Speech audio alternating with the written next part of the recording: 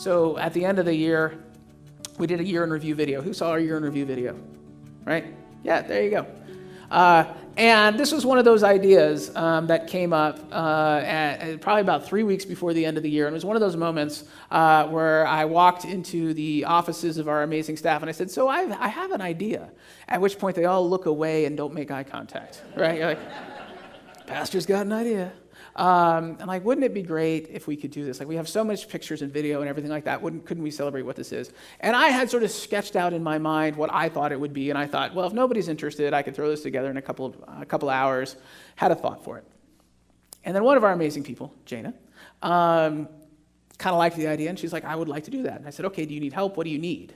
She's like, well, give me some pictures. Give me what you have. And I said, okay. So I loaded everything I have on a thumb drive. And I said, here, what else do you need? And she's like, no, I'm good. I'm like, don't you want to hear my ideas? I have it all up here. I can write it out for you. The storyboards. She's like, no, I got it. I'm like, okay.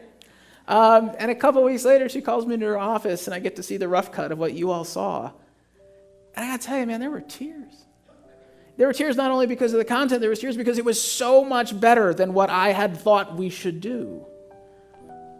It was so much better because Jana has a different perspective on this congregation because she sees things differently and she brought her gifts and her graces to what's going on. I would have not only denied myself, but I would have denied us all that gift if I had just said, no, I can do it myself. I know what I'm doing. I don't need help. Well, as what a lot of people have learned around here, I need a lot of help because we all do. We all need help to be our best selves.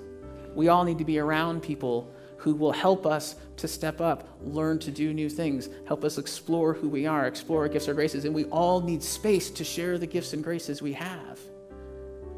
But if somebody else is taking up all the space, maybe there isn't space for us.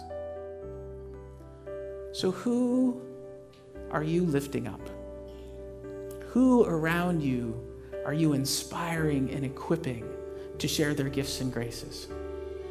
Who in your circle is standing to the side? Who needs to come a little bit more to the middle? Because that's part of what God asks us to do. God absolutely asks us to use our gifts and graces for God's good work. But God also asks us to make room for others so that they can use their gifts and graces too. Even Moses needed to remember this lesson. So I would guess, so do we.